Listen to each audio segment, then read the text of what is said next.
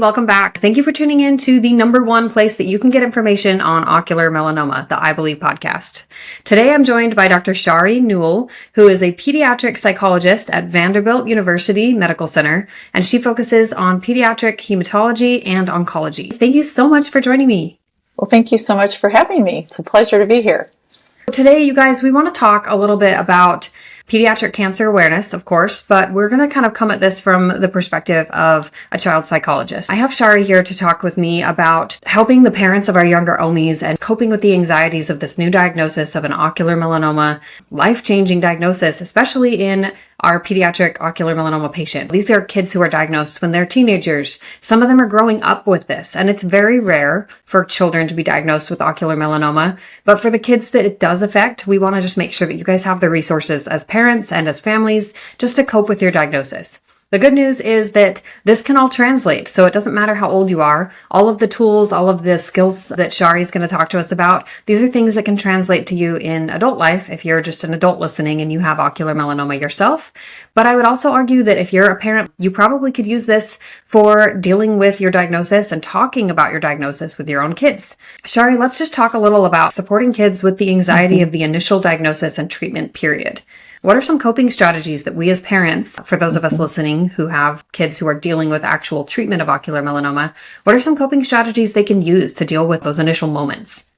One broad-based rule of thumb that's super helpful that I talk to parents about is that children, even teenagers, look to their parents for judging how to respond, seeking comfort, wanting to feel safe and secure. So not to put additional pressure on you as parents, but that's in one quick way to say, okay, I need to sort of be modeling for my child how to handle this information. And so a way to do that would be to try to remain calm and let your child know, okay, definitely acknowledge the fear that's there, all the feelings in the room, and just let them know that we're going to figure this out together. We're here to support you, and go use that kind of as a foundation. And then as you go along, just allowing your child to have the opportunity to talk to you about how they're feeling, because there's always that initial kind of shock. You don't want to believe that it's true. You may wake up in the morning and prior to all of this news happening, and then all of a sudden it hits you like a ton of bricks. Oh my gosh, this is not a dream. This is real. And so sometimes kids will want to talk about how they're feeling or just randomly ask you questions. Well, what does this really mean? Because they're processing it just as you are, as you're getting through that kind of initial shock phase and the dust is settling. And you're trying to figure out, oh my gosh, how are we going to go through all of this treatment and just all of the things that have completely changed your life. So with all of that said, is being a place where your child can come to talk to you, and they will definitely approach you, and probably at some very inopportune moments. You're trying to get out the door in the morning, or you just sat down to watch your favorite show that evening. They get out of bed and want to talk to you. Just be aware, just be ready for them. And when they're talking to you, be honest with them, answer them the best you can with the knowledge you have. And if you don't know something, say, sweetie, I don't know, but we're going to go see the doctors this week, and maybe let's write those questions down and let's make sure we ask so we can get the answers we need. One thing that can also be helpful is simply just listening to your child. They might have questions. They might just, especially with teenagers, they might just start talking about things going on with their friends, and then it sort of kind of dawns on you. Maybe they're talking more about what's going on with them. They kind of ease into things. And so just listening. And when you listen, you can actively listen. A really helpful strategy is what I call active or reflective listening. Your teen or your child may be telling you something, and you can say, gosh, okay, so from what I understand, you were just telling me this happened at school, and then somebody said something to you and you responded this way. Wow, that must have been challenging. And what it does is it helps to open up the dialogue. And if your child is actually distressed, it's okay to say those things. It actually helps to de-escalate the situation. The one thing you do want to stay away from are things such as telling your child it's going to be okay, that we will just, everything's going to be fine. Because guess what? It probably won't be in some ways. I mean, hopefully it will eventually, but you can't promise that. And also when you respond that way to your child, it actually comes across as very invalidating, and they're going to shut down and not want to talk to you. The other thing too is when you're talking with them, just really stay in that active listening mode of just kind of reflecting what you hear, or maybe putting a feelings label in there. Gosh, that made you really angry. Use those feelings words. What's good about that is it keeps you away from wanting to problem solve, because a lot of parents, we're just geared towards that. Let's figure out a plan. Well, maybe you could do this. Maybe you could say that to your friend or to that person that wasn't very kind. You don't want to launch into that, because again, it can come across as invalidating to your child, and that'll kind of shut them down.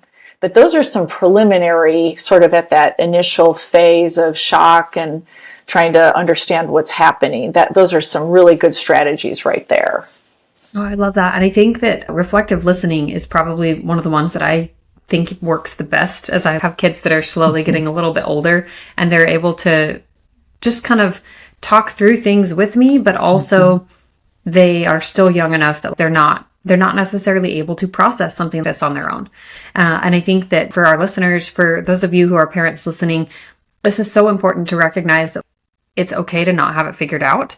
And as part of why we're doing this episode is so that you can have some of these tools, but just know that it's really okay if you don't have any of this figured out. Or if you didn't have any of these tools and you feel I did it wrong the first time. There is no wrong way. I've said this before. There's no rules in our diagnosis.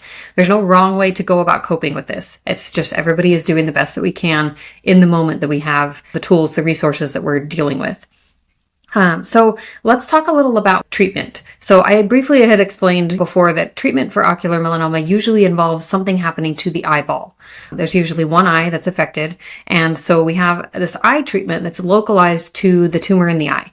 And for kids, I can imagine this could be really terrifying. I mean, I know it was terrifying enough for me to go into a surgery where they were going to be doing things to my eye, and to wake up and kind of have something stuck on my eye that was painful and hurt. So what are some of the things that parents can do to support their kids ahead of the actual treatment, just to make sure that they're not caught off guard, or that they just are as best prepared as they could possibly be? I'm a big proponent of anticipate, plan, and prevent if you can. And with that said, though, in terms of as humans, how we deal with scary things, I don't want to oversimplify it, but one helpful rule of thumb is that we tend to fall into kind of two categories. Some of us are kind of the escape avoiders. We don't want to talk about it. We don't want to think about it. And that's very normal, understandable. It's because it's scary. We just don't want to deal with those things.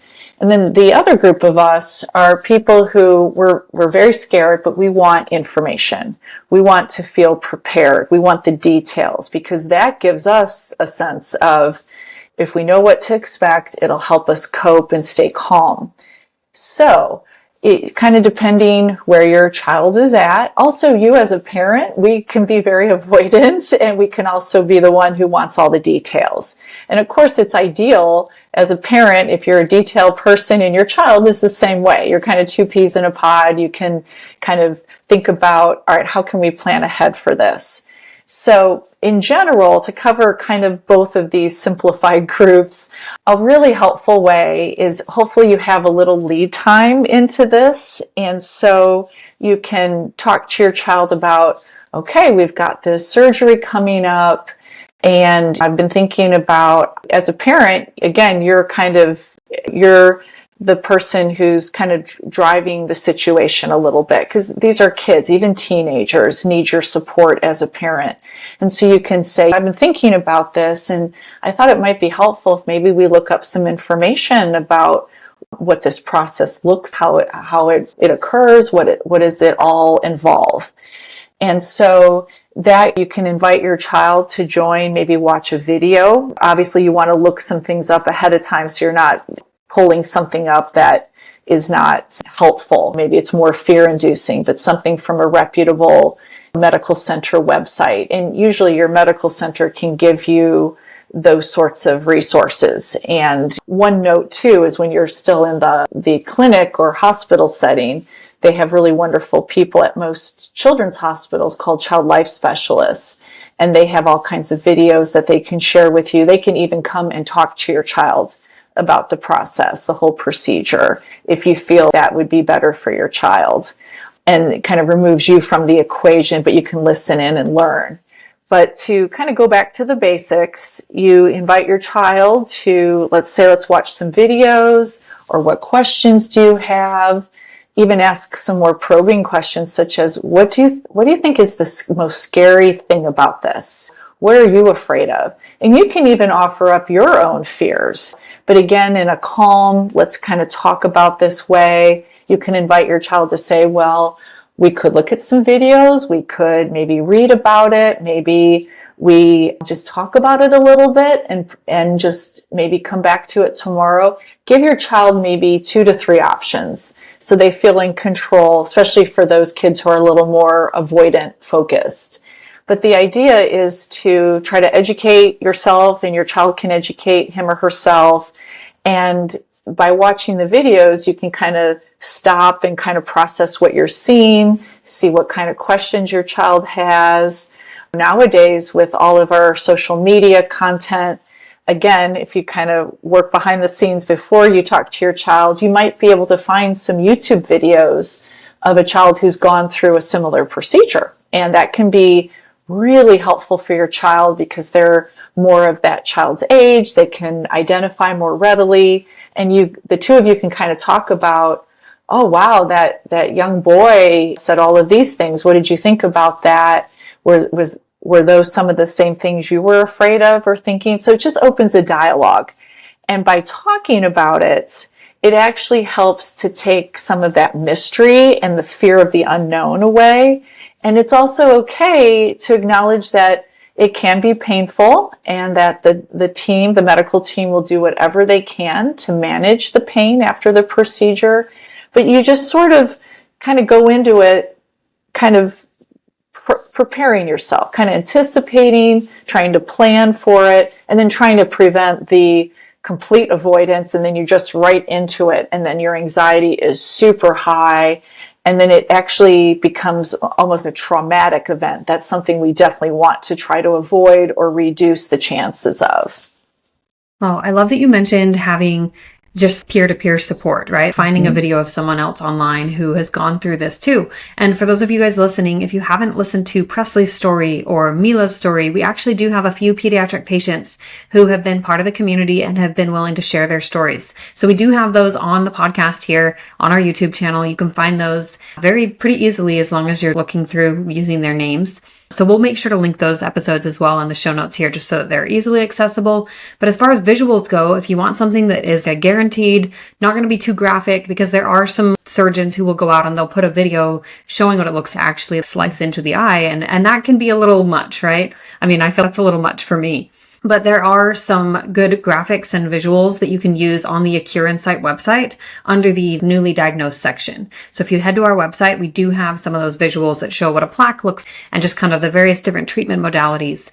So hopefully those can be just a starting place for some of those resources if you're looking for them, just to be able to provide that visual support.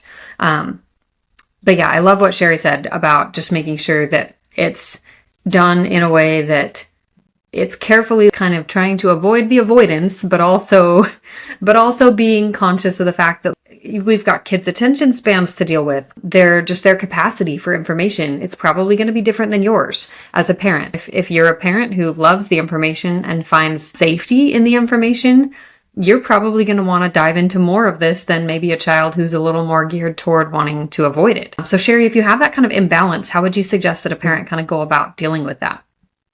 Just even being aware of it is great. That's a great start. And so as a parent, just making sure you check in with your child. Is this too much? Or we could maybe look into this, or we can look into this aspect. What might you want to do? If it's too overwhelming for you as a parent, or you're noticing your child is really struggling, I would highly recommend you reach out to your medical providers and see if you can connect with a child life specialist or a psychologist on the team. Or if they don't have a psychologist, a lot of times the social workers on the team are a great resource, but there are professionals available. And sometimes that helps kids because as professionals, we don't have that history as a parent with a child, and we can we have some tricks that I don't want to say that in a scary way, but we can be creative in helping children feel more comfortable approaching that information and checking in with them throughout that process. So definitely reach out, and hearing what you're saying about the resources with your foundation, I bet there's some things there online that you could reach out to other parents or other professionals with the organization that they could offer some tips and pointers as well. Yeah, and I'll make sure to include the link in the show notes and in the details as well for the Facebook group. We do have a pediatric support group specifically for parents of pediatric patients. So that is just at least another option. Of course, not everybody is going to tap into all of these places, but just know that they're available if you want them. Let's just chat for a minute about the idea of being a parent while having a child who's going through this diagnosis. Because I think that one of the things that's really hard for me as a parent, even with a cancer diagnosis, is just learning to set boundaries and to be able to parent while also being in the midst of some really emotional, heavy turmoil type stuff. What do you tell parents who are kind of struggling with the whole idea of, well, can I parent my kid? Are they going to be too traumatized for me to even discipline them or set boundaries or any of that? That is a great question. And again, going back to that anticipate, plan, and prevent frame of mind is, first of all, it's very normal for parents to just feel very apprehensive. It's about, well, how do I parent my child through this? And so that just normalizing that, validating that, I do that with parents all the time. And then I talk a little bit about, in the grand scheme of things, we want to keep structure in their lives as much as possible, reasonable expectations based on sort of their developmental level, their age, kind of what were they doing before the diagnosis. Try to keep those things moving along in terms of they need to get up and dress themselves. They can fix their own breakfast, or cleaning up after dinner time, or picking up their toys, or keeping their room clean if they're a little older. Keep all of those things in place, because that does offer a sense of normalcy and safety, because again, with the diagnosis and your life changing, everything is getting the rug pulled out from under you. So trying to keep those sorts of expectations and things that your child can do in place, okay?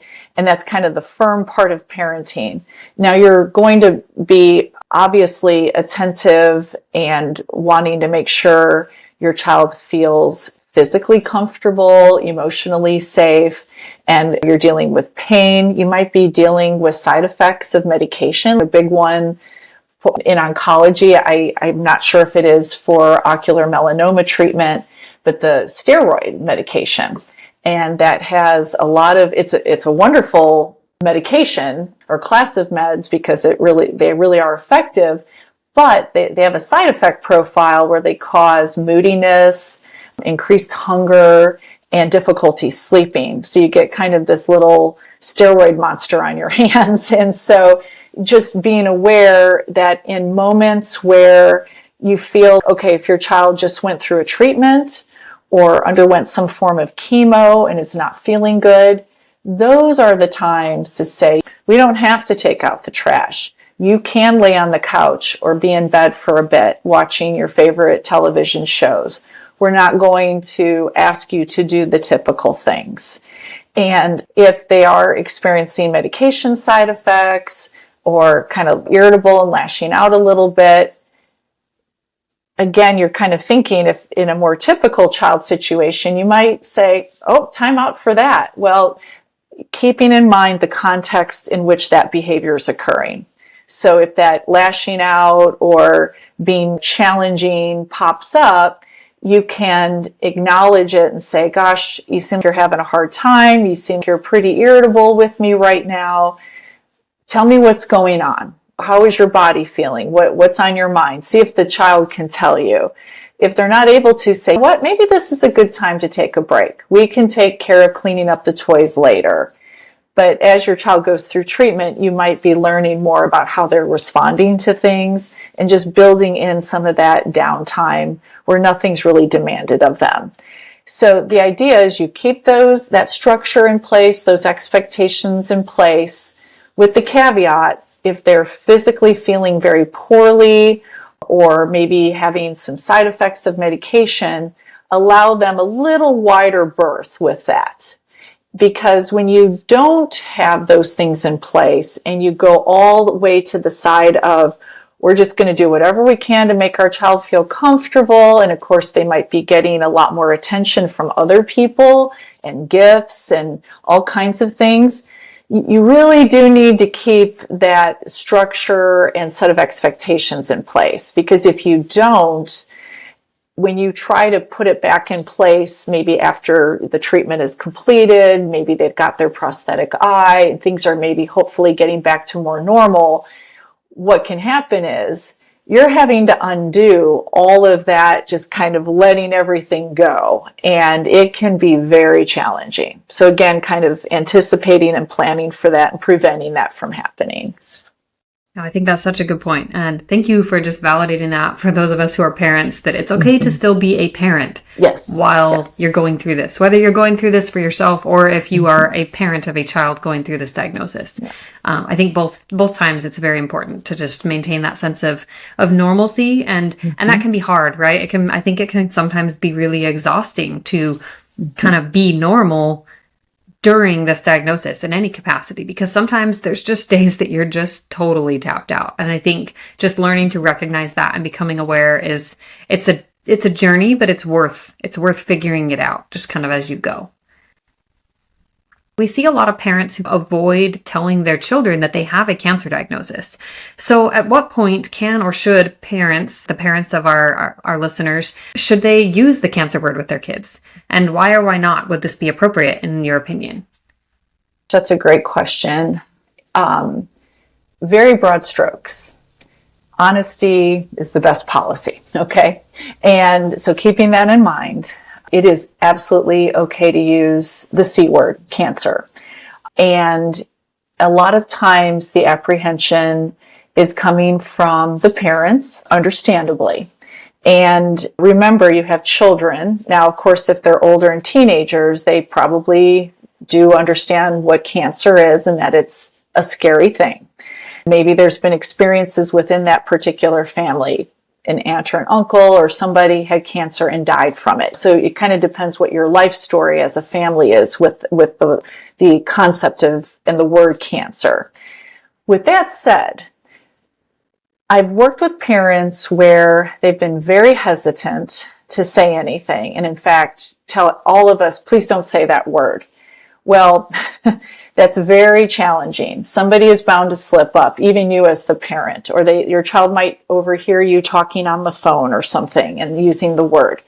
So let me just say this, that it just doesn't work for the most part, if at all, okay? Now, there are some unique situations where maybe there's some cultural implications or spiritual or religious beliefs that I've come across that requires a little bit extra support for that particular family and kind of talking through what they're comfortable with and telling their child. But in general, using the word is absolutely fine. Where you as a parent can feel maybe more confident, less fearful, is talking about it in a way that's developmentally appropriate for your child. So for younger kids, we talk about cancer as it's having a garden, and all of a sudden these weeds have been growing, and we need to get rid of the weeds so that the healthy stuff continues to grow. We use that a lot for more of our blood sorts of cancers, leukemias. We can use a similar analogy for tumors, things like that. So the idea is, how do you explain it to your child? And now with a teenager, it could be a little different. You can ask them, what are you hearing the team say? What is your understanding of what's going on? And you can even ask a young child that too. And you might be surprised. They'll say, well, yeah, I have this thing called cancer. A lot of times as adults, we just have all this fear and we get really caught up in it. And then the child gets more concerned because they see their parents getting really worked up. And let me tell you, kids of all ages, even young toddlers, they know when something's up. And if you're not using the word, or you're avoiding it, or avoiding talking about it, it actually worsens their fear, because they intuitively know mommy and daddy don't seem quite right. Something's wrong. Now my grandparents are visiting, people are crying, I'm in this strange place in a hospital, I don't know what's going on. They really need you to tell them what's happening. And so just being honest that it's cancer, and we have these cells in our body, and sometimes they go a little wacky and they grow extra fast, and they create things that we need medicine to take care of and get rid of. And sometimes we have to have operations or surgeries to remove it from our body. But that's what we're dealing with. And you can even give them the name if the child's older. But the idea is just matter-of-factly explaining it. You can use a nice little analogy of a garden, or using the idea of the tumor growing and having to get rid of it. But that's the best approach, hands down, because when parents don't want to talk about it, it actually makes it so much worse. And then you're dealing with a really distressed child who will not be able to cope well with procedures, even just coming to the clinic for checkups. It's a real disservice to your own child. Well, and I know we talked about this before, but I always just come back to that idea of fear of a name only increases fear of a thing itself.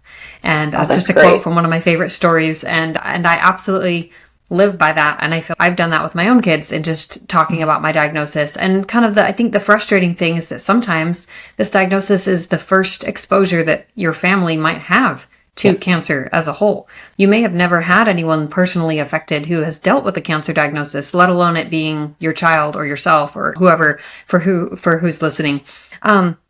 So let's just talk a little about how this is really the family diagnosis, especially in the case of having a child who's diagnosed.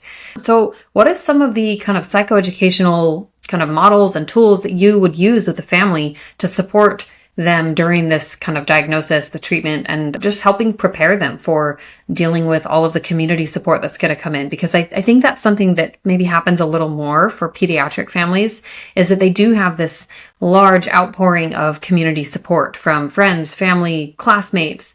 And I think that can be really, really helpful, but I can imagine it might feel really overwhelming sometimes too. Oh, wow. Yes, there's a lot of layers there. Yes. So to break it down a little bit, initially, in terms of parents supporting their kids and the family in general, the diagnosis, the actual cancer, is another member of the family. And it's going to be there. It's always going to be hanging around. And so trying to figure out, first of all, acknowledging that, and that's what other families are dealing with. And it is something that families can acclimate to. It can take some time. Now, acclimating to that, I will say a caveat to that is, of course, what is the actual diagnosis? What is the possible prognosis? So that can change things a little. I don't want to say, oh, it becomes a member of your family, you'll learn to live with it. No, it can be very different depending on the diagnosis, the types of treatments, and the prognostic information that the child and family have been given. So with all of that said, it is a member of the family. And initially, just speaking to what you were saying, initially there's going to be an outpouring of support, which is wonderful. Now, some families are very open to that. Others are very uncomfortable with kind of being that center of attention and people asking, can I bring a meal over, and showering the child with gifts and outreaching to the family, putting fundraisers together, maybe not even asking you as a family if that's okay. So I often talk to families about trying to prepare for that and what is your comfort level, and it's okay to set some boundaries with that with others. And so again, if your child's the one diagnosed, you're also the gatekeeper. Okay. So you want to protect your child. And I firmly believe children of all age, and even as adults, we deserve privacy. And so with social media, as a parent, some of us would want to update family and loved ones, but you really need to talk to your child first if that's okay to do that, because that is their experience and they should have a say in whether or not you should be sharing something, especially through social media. Now, in some families, we talk about they do want to offer updates, and we often recommend the family find kind of a spokesperson. It could be a close family friend or a family member where you as the parent relay information to that spokesperson and tell them what's okay to say, and then you leave out what you don't want to be said, and you can be very specific with that spokesperson. And then that spokesperson can post on Facebook or send out an email or field phone calls for the family. That's a huge weight off the parent, because people are obviously wanting to offer support. They're reaching out at all hours. They're texting you. They're calling you, leaving you Facebook messages, what have you. And it can be so overwhelming. So having a spokesperson can be helpful. The other piece is helping kids, especially when there's something visibly changed about that child. We were talking earlier about having maybe a temporary prosthetic eye while your actual prosthetic eye is being made, and it may look very different, or you may want to wear an eye patch. That people, especially if you live in a community where maybe many people know each other, or the word is out that your child has been diagnosed with something very rare. Most people, I can assure you, have not heard of ocular melanoma. As I know, I'm kind of preaching to the choir there and don't really understand what those words even mean. And so you're going to get people approaching you in the grocery store, or maybe you're out and about at the movies, or whatever it is, and trying to mentally prepare for that.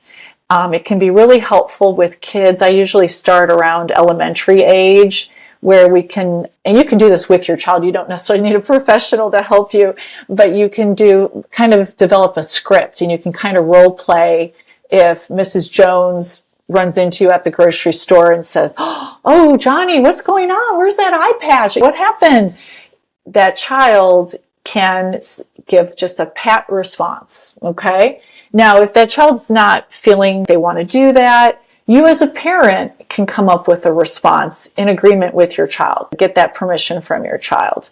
And you just put it out there that way you protect your privacy, you maintain some control in the situation about what gets shared.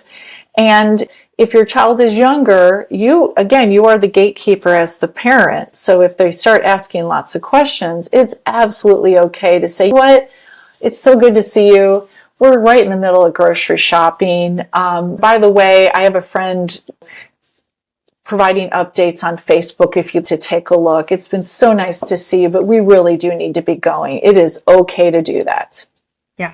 Well, and I was going to say too that it's so important as we're trying to live our lives, right? As you guys are trying to live lives and just really keep a sense of normalcy. Yes. It's really 100% okay to not over-explain and cater to everyone's questions at every second of every day. And if they're asking you a question that you don't want to answer, you don't owe them an explanation. You can just simply say, "I'm not ready to talk about this right now." There doesn't even have to be an explanation of anything. You can just simply put the boundary up of, "I don't really want to talk about cancer today." Yeah. And they can accept that or not, but that is something that has been huge, and just giving myself permission to just decide ahead of time that, okay, I'm going to this community event. If somebody asks me about my eye, or if somebody asks me about whatever, I get to choose. And I think just showing and demonstrating to our kids that that is something they can do, that's so powerful. And I love what you said about them being a gatekeeper, the parents being the gatekeepers, because it really is up to the parent to decide who to let in and who gets kind of to cross those boundaries and who doesn't.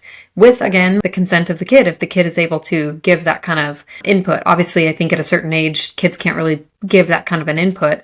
But like you said about elementary age, I think would be a good point to just start having those conversations. And how important will that make your kid feel, right? Oh, that just, I mean, it kind of makes me a little emotional thinking just that to have a parent who is that protective and who protects your child, not just in a physical sense, but in an emotional sense. That is so powerful.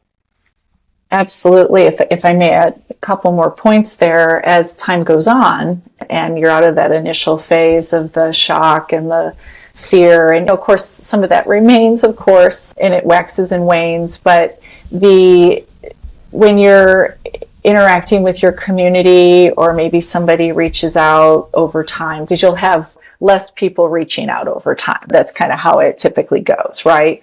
And so if something pops up, you can say, hey, Miss Johnson, your teacher reached out. They want to do some special thing at school for you. What do you think? And so you can always involve your child. And then again, yes, being that gatekeeper and giving them permission to say it's okay if you don't want them to do that, or yes, you don't really want a party, but you definitely welcome, get well cards, things like that. The other piece over time is in terms of how cancer affects the family, and it's another member of the family, is, and you kind of spoke to this earlier with that really nice phrase that I've completely forgotten, but fear of a name only increases fear of a thing itself. That's right. Nobody is their cancer diagnosis, right? You are your own person. You have your own life experiences. You're within a family, you're within a community, all those things. And so one thing that can be helpful is giving a name to the cancer. It's Bob, or it's whatever, Susan. Sally, Susie, anything. And it can be even a fun, silly name too, to help your child say, hey, what do you want to call this thing? And so what happens is when you give it a name, it allows your child and your family to maintain its identity, right? And to keep that safe and separate from the impact of the cancer, because let's just be honest, it's really impacting your family life and your child, all of it. So it allows you to maintain some control and acknowledge that the cancer's there, but not let that cancer completely cover everything in your life, because that's not what we want. We have to live with these things. And so then it can kind of become a joke, a thing for joking around. Oh, Bob's here again. I just can't believe it. Just causing problems again. Or even saying to your child, if they're really irritable, hey, sweetie, am I talking to you or am I talking to Bob right now? And it just kind of using that light humor can be really helpful in some difficult moments. And it's actually another really great coping strategy. And I've used that myself. I think somebody decided to name my tumor for me, and it just kind of stuck. So I get it. So what about some of those kinds of terms that people use around cancer, right? I think historically we hear phrases, oh, you're such a warrior and you're winning the battle and those kinds of things. How would you suggest that families kind of navigate those terms, especially if they initially make them feel really uncomfortable? Yeah. I know that even 4 years in, some of those terms make me feel uncomfortable when they're told to me, oh, you're such a warrior, or those kinds of things. I'd rather not be fighting. I'd rather not be fighting for my life here. Yes. I'm so glad you asked that, because that's very common. It's very much within our American culture. I can't really speak to things that are maybe said in other cultures around the world. I mean, I do know in some cultures it's such a fear-inducing thing that it can actually be fairly ostracizing for some patients and families. But within our own American culture, there is that warrior mentality. You're going to beat this. You are so brave. You are a warrior. Wow. Talk about, I don't think people realize when they use that terminology, what kind of pressure that puts on a child and a family, okay? Or even as an adult who's dealing with a cancer diagnosis. It really it's just not helpful, and people don't realize it. They're really trying to do it out of just trying to be supportive. And let's be honest, it's uncomfortable to see somebody struggling and you don't know what to do, you don't know what to say. So kind of that good old American way, pull yourself up by your bootstraps. You can do this. You can beat it.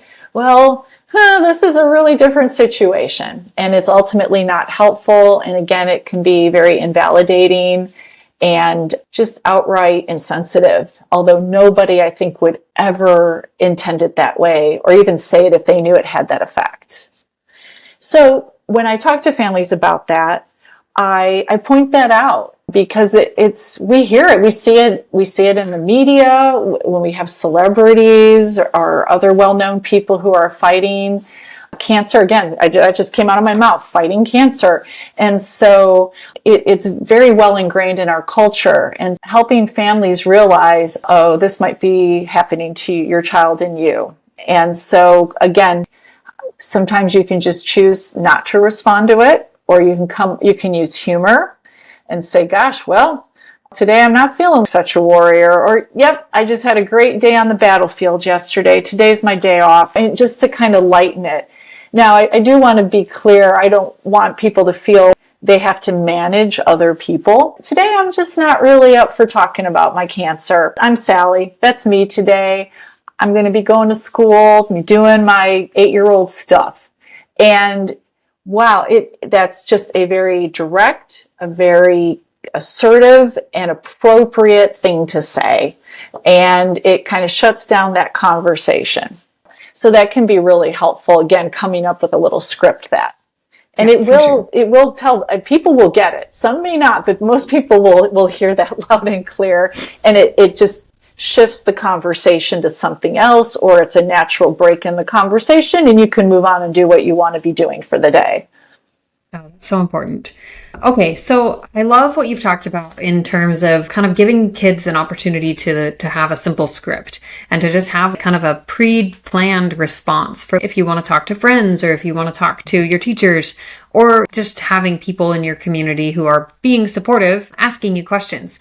And so for our parents out there listening, when you have your kid dealing with this kind of a situation and they're maybe, let's just say they're a little bit older, I want to say this could apply to really any of the kids in our community who have been diagnosed, but I'm thinking specifically of kind of more of the teenagers who maybe they've been young teens and they were diagnosed, I don't know, 11, 12, 13. Now they're 15, 16, 17. They're kind of entering those more critical areas of teenagehood, and they're just struggling. We have parents just talking about how they are struggling with this idea that cancer is their identity. So, and with not even just that cancer is their identity, but being called the cancer kid or being told that that's who they are by in how they're treated, right? Because sometimes teachers will treat kids differently. There's going to be different situations with, you said, side effects of different treatments, side effects of medications, even just if you have a prosthetic eye. I can imagine if I had a kid who had a prosthetic eye, I would probably talk to the PE teacher and tell them, hey, they shouldn't play dodgeball or anything that could knock this out of their face. There's just extra precautions, right? I wear glasses to protect my other eye. And so there can just be a lot of changes that are happening for these kids. And they're dealing with this whole, I guess, the label of being the cancer kid. So what are some things that parents can do to help their kids kind of overcome that and just redefine who they are? Great question, especially with our teenage group, because as the big things in being a teenager is your autonomy and independence. You're really you want to fit in, yet you're trying different sorts of personalities on, trying to figure out how you fit in and what you want to be, who you are as a person. So a lot of identity kinds of things. And then this happens. And yes, you can get into being labeled as such, the cancer kid, or you're missing school and all of a sudden you show up and, oh, there he is, there she is.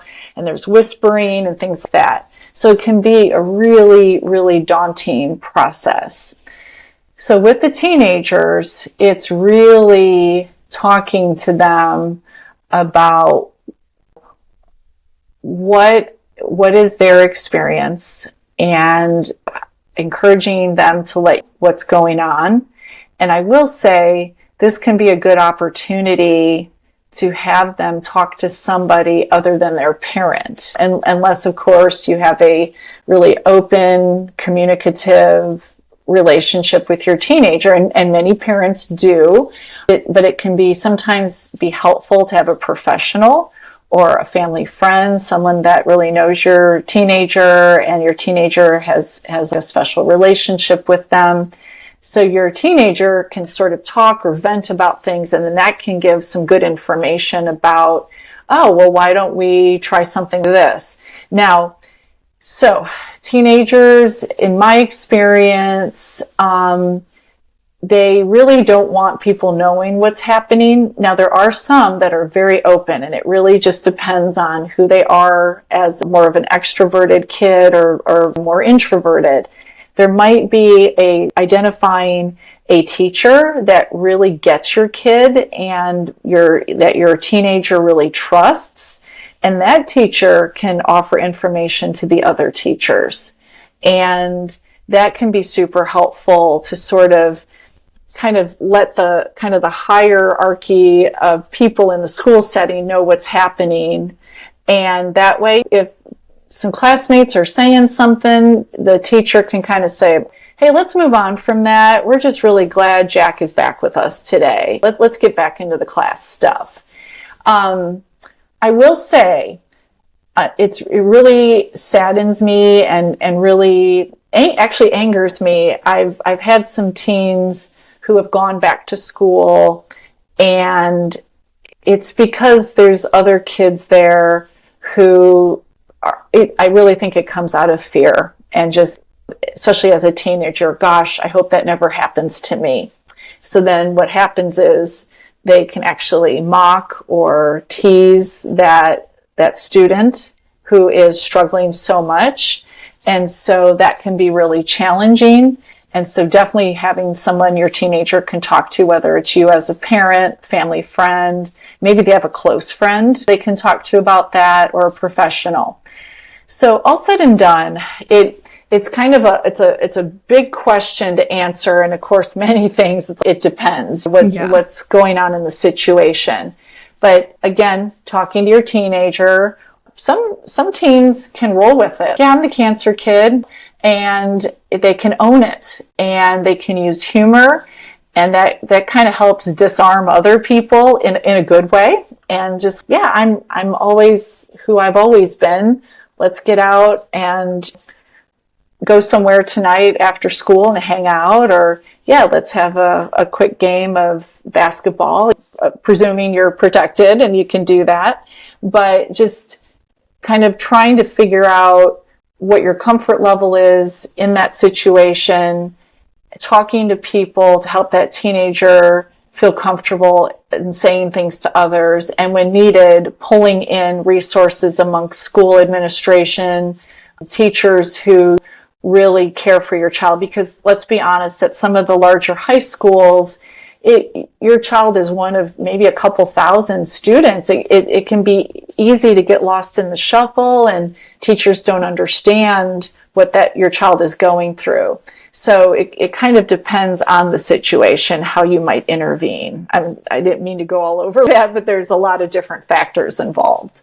No, I love that you talked about parents being this gatekeeper, but it almost sounds you as a parent have the ability to help choose and select some kind of additional gatekeepers for your children in different scenarios. Mm-hmm. And I think that can be so important. I know just for me personally, coming to this place of accepting that cancer was a part of my story, but it is not the whole story. Or I think I've heard the analogy of it's a chapter in my life book. It's not the whole book. Yeah. And maybe it's a couple chapters if it turns out it takes a little bit longer to deal with, or whatever you're dealing with. And I think for those of us listening who have ocular melanoma, we understand that this is almost another part of our life story. It's not even really a chapter, because there is, similar to leukemia, there is this aspect of this is kind of hanging over you the rest of your life. And that can feel really daunting. And I can only imagine for parents that probably feels even more daunting to think that this is going to hang over your child's life, just from everything that you've heard in prognosis, everything that you've heard from maybe a biopsy that was done. That can be really, really scary sometimes. And so I think it's important to acknowledge that maybe we as parents are going to get really uncomfortable if our kids are ready to talk or are trying to talk to us. So what if I'm feeling really uncomfortable? I'm the parent. My kid is trying to tell me something is happening at school. Let's just use the example of somebody was maybe making fun of them at school, and they're telling me about this, and I am feeling so uncomfortable myself as a parent. What can I do in that situation just to kind of get through, but also to be the best support for my kid? Oh, that's a great question. Well, first things first, as you're going through this experience as a parent, I always tell parents it's kind of a double whammy. You're going through your own trauma yourself as a human being and hearing all of this information. And then you're also going through what we call vicarious trauma of witnessing your child go through procedures, appearance changes, just the diagnosis itself, any kind of prognosis related information. So your parent is understandably in a very vulnerable situation, and you have to know thyself. And so one thing I always check in with parents when I first meet them after their child gets a diagnosis, I really want to know what is their social support network. And to me, it doesn't matter how many people there are. What really matters is, are they people that really offer wonderful social, emotional support, as well as practical support? Maybe grandparents coming in to help out with the other children for a bit, those sorts of things. So, as a parent, who are your go-to people? And that way, when you're feeling very overwhelmed, you can reach out to them to vent, to just say, gosh, I don't know if I handled that well. That way you can decompress. If you want it, you can get some tips and pointers from friends, or just say, I just need to vent. And just get that empathy and support so that you can basically fill up your own gas tank again, because you're going to be depleted. And I think it's especially hard when you hear, in the example you used, that someone has been teasing your child. And I've heard those stories, and I've seen parents just get incredibly upset and tearful just talking about it, very understandably. And it's just so sad to see that. Another piece for the parents is I've seen in some families where the parents sort of tag team. And so there's some things the one parent is really good at dealing with, and then the other parent is very good in other things. And if that, you can say, all right, sweetheart, I need backup. I need to step out of this situation. And maybe you go cry in the closet, or go out for a run, or just lay down and try to just deep breathe for a while, whatever it is you need to do to sort of gather yourself and kind of get back to where you can function again, because some of this will bring you to your knees. And I'm not trying to be dramatic. It can be incredibly stressful. So you can have that within your own family system as parents. I also, when I work with parents and I'm sensing there isn't a lot of social support, and in fact, there's actually the opposite, where they feel that maybe extended family are judging them, or they're not asking all the questions they think you should be asking of the medical professionals. There's all this outside unhelpful pressure. I will get referrals for parents so they can speak to their own therapist about some of these things. Because again, just your child doesn't want to necessarily talk to you about everything, because they do have a very real fear of adding additional burden to you. Okay? They may recognize this is nobody's fault, but they also don't want to upset their parents further by telling them how they really feel. You as a parent may feel in parallel the same way, so you don't want to unload on friends or your spouse or your own parents. So sometimes it can be ideal to have that professional to talk to and get that support you need. And it may just be for a brief period of time, or it may be ongoing. But those are some ways of handling those difficult situations and keeping yourself as a parent as best you can in kind of trying to manage your own distress and understand when you're feeling depleted and when you need to step back and sort of fill up that cup of yours again.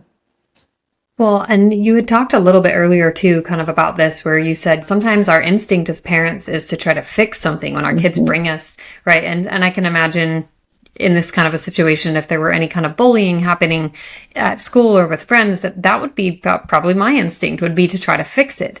But you had mentioned earlier that sometimes when we try to kind of go into that fix it mode as parents, that can actually invalidate our child's experience.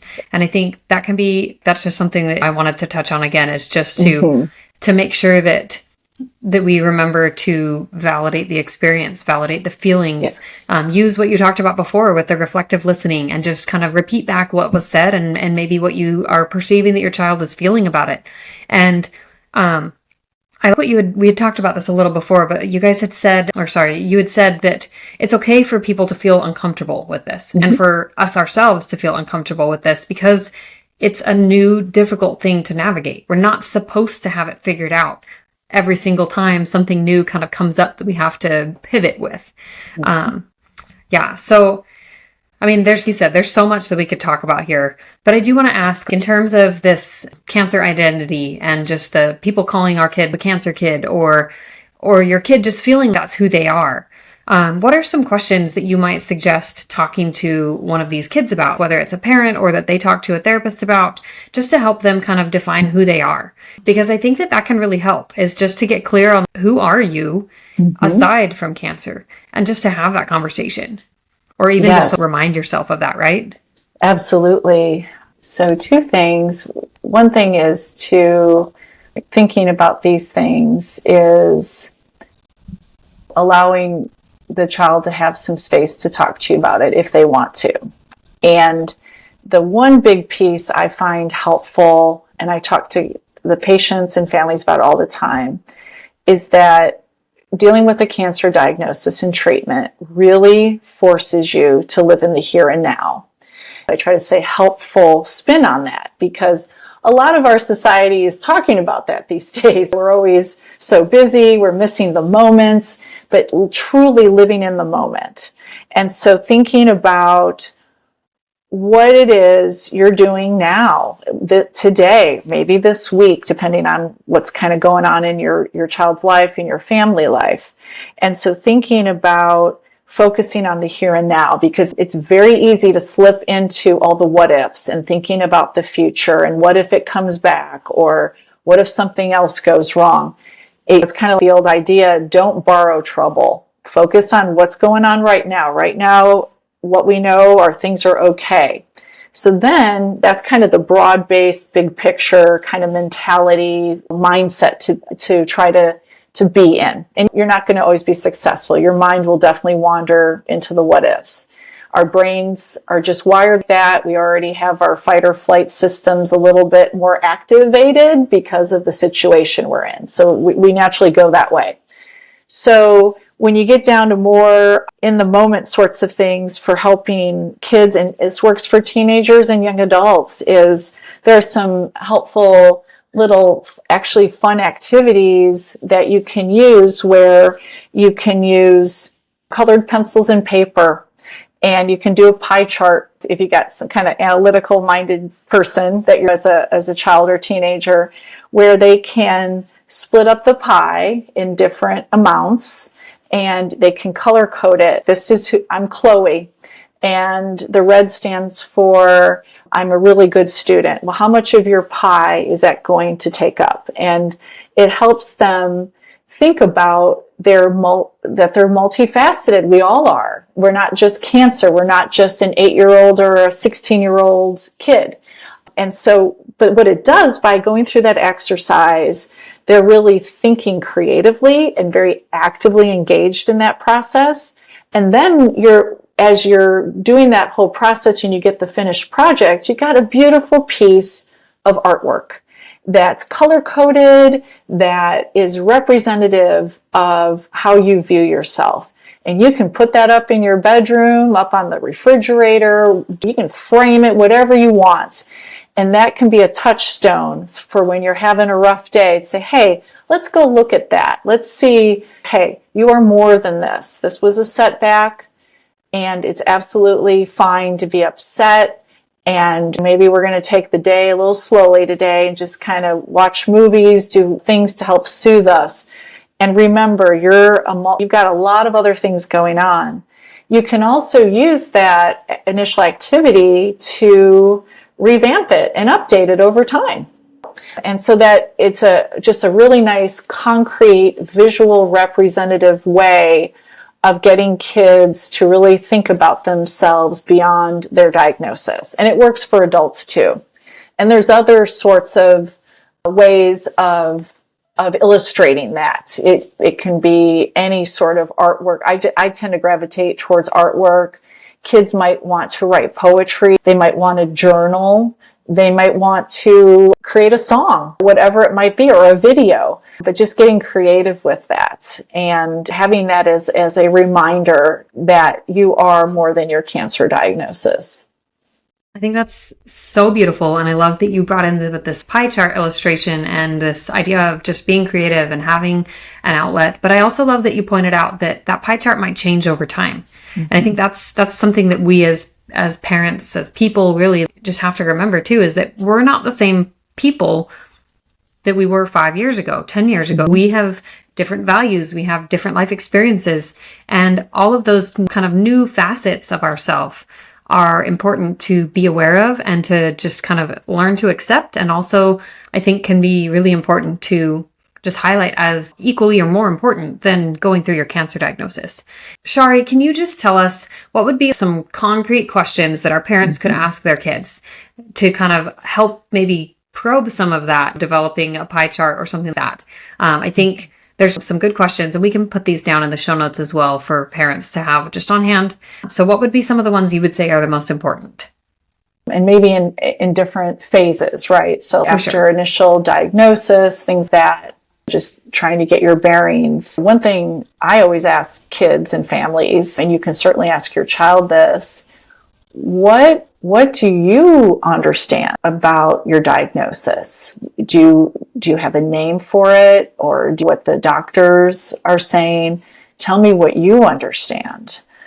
And that can be really powerful, gives you really helpful information. It also helps to alleviate some of that pressure of using the C word. Let your child kind of tell you, assuming that they're open to doing that. But just kind of letting them know that there's no right or wrong answer. I'm just trying to get a sense of what you're hearing, because I'm hearing things too, and I just want to make sure we're on the same page together. So that's a really good question. And as you go on and talk about things, gosh, you're going to be missing some school for a while, might not see your friends in the neighborhood. We don't have to talk about it right now, but I think it would be helpful if we talked about, what do you want your classmates and teachers to know? What do you want your friends to know? What are some things that maybe you definitely don't want them to know? And you can be there as the parent, just kind of taking notes and just say, hey, nothing's set in stone. I just thought it might be helpful to talk about these things. And then what big questions such as hearing about all of this, what is most scary to you? Is there anything that maybe makes you feel sad? Anything that actually makes you feel maybe okay, or maybe not happy, but just kind of content? Because some kids will tell you, well, gee, now I finally know what's going on. Or, well, actually, I kind of like the idea I don't have to go to school for the next few weeks, depending on the kid's age. And sometimes their way of coping, heck, get out of jail free card with school for a bit. But just kind of getting that information is really helpful. And then as you get into it, again, going back to that really important point of really asking your kid, what is okay to let other people know on social media? People are asking me questions. I'm getting all kinds of private messages on Facebook and Instagram. What is okay for us to share about you? Well, gee, Mom, nothing at all. Oh, okay. Well, all right, let's start with that. People are going to want to know things, and you can certainly say, okay, at this time, we're just asking the family, our friends and family, to just give us a little privacy. We're still trying to absorb and get used to things, and we will certainly be in touch in the future as we can. And we really appreciate allowing us to have some privacy. That's great modeling for your kid. It's great boundary setting. And it also helps your child to feel, again, like we talked about earlier, you are their protector and their advocate, and they get to have some control over the messaging, which is really important, especially for teenagers, right? So those are some really good questions to ask. And then as you go along, again, especially teenagers, they might just kind of randomly start talking about something. So just, again, saying, wow, okay, that's really interesting. Tell me more. Or what else do you want to tell me about that? Just open the door, just open-ended questions. And it can just be, I see with a number of patients where they have a surveillance scan coming up. We get that scanxiety. Oh gosh, I've been doing okay. The 6-month checkup is coming. We got to go through the MRI and whatever scans and blood tests, and just saying, okay, well, how do we want to plan for that? What are some things we want to do leading up to it so we can kind of manage our own anxiety and fear, maybe plan some fun things to do as a family, or arrange for, if you've got an older child, to have good time with their friends, that sort of thing. But the idea is just always kind of checking in with your kid about how are things going, or they've had a rough day. Just inviting them to talk about it. And again, not offering solutions right off the bat, or say, hey, do you want to do something about this? Or do we kind of just let it go? Or, yeah, I just want to park it. I'm like, oh, okay, great. All right. I'm in the middle of dinner. You want to help me fix the rest of the dinner? Or I'm making dessert tonight. What would you just kind of get back into the swing of things? So, and I mean, I could go on further, but as things happen, if things are not looking good, having those conversations, because something that can happen, I learned this from our really wonderful palliative care physician. You get into what's called a mutual pretense, where you both know something good is not happening, something really scary, and neither one of you wants to talk about it, and you're trying to guess how each other's thinking about it. It's kind of the elephant in the room. And so kind of saying, all right, I don't know about you, but I've been thinking a lot about what the doctor said today. I just wanted to check in with you. Do you have anything you wanted to say about it? Or I don't know, I'm feeling kind of freaked out. And it's okay to admit that as a parent. I'm scared, and I want to be there to support you. I'm wondering, what is that for you? And see, it just invites your child to open up to you. But when you get to those kinds of situations, I always tell families from the get-go, if they're a family that's to talk and process a lot, that actually is a good thing. And it can help when you get into really, really scary, challenging situations. If you're a family that doesn't really do that, that's something I kind of want to know up front, so we can kind of, as we move along, I can be a little more instructive and concrete with some tools I can share with the family, the way to ask questions, the way to deal with things, pulling in other people that can be of support to that child and family members. Well, Shari, this has been absolutely insightful, and just so many good tools, so many things that I hope that our listeners, you guys, I hope you can add this to your toolbox, whether it's for you and your family coping with this diagnosis in one of your children, or if you just are listening because you just need a little extra support and these are some ideas that might help you. I think we can both agree that coping with a pediatric cancer diagnosis is probably one of the most unthinkable things for a parent to have to navigate with their child, and also for the child themselves. I think it can feel pretty insane. But I think that what we hope to demonstrate through having Shari on here is just that it's possible to develop the tools and the resiliency to get through it. And there was a phrase that you used earlier today. It was something kind of coming to accept it, but I can't remember what it was. Do you remember what you said exactly? I think and it might be a little bit about what Michelle talked about too, because we talk a lot about having that acceptance mindset, but yeah, it might have been that. It can be, yeah, it's kind of learning to be in the thick of it, but not letting it completely overshadow everything. Yeah. But I think, yeah, it is really about ways to feel in control, have predictability, have enrichment in your life, quality of life oriented things, because you are going to be dealing with this extra member of the family. So Yeah. Well, thank you, Shari. Thank you for helping us just to see that it's possible to develop the skills to navigate this diagnosis as a family, and that you can see your kids navigate this diagnosis is doable, and it's figure out, even if you don't know all of the answers right away. I love what you said about just kind of learning and figuring it out as you go, and that you'll be willing to figure it out together. So hopefully this has been helpful for all of you who are listening. And if you are listening, please make sure to share this. If you happen to come across someone who is a parent of a child with ocular melanoma, please share this episode with them and make sure that they have the support and the tools and the resources, because we definitely want to make sure that our pediatric OMIs and their families are not left kind of floundering in the dark. We want to support you guys. So thank you, Shari, again for being here, and we will see you guys next time. Thank you so much. It's my pleasure and honor.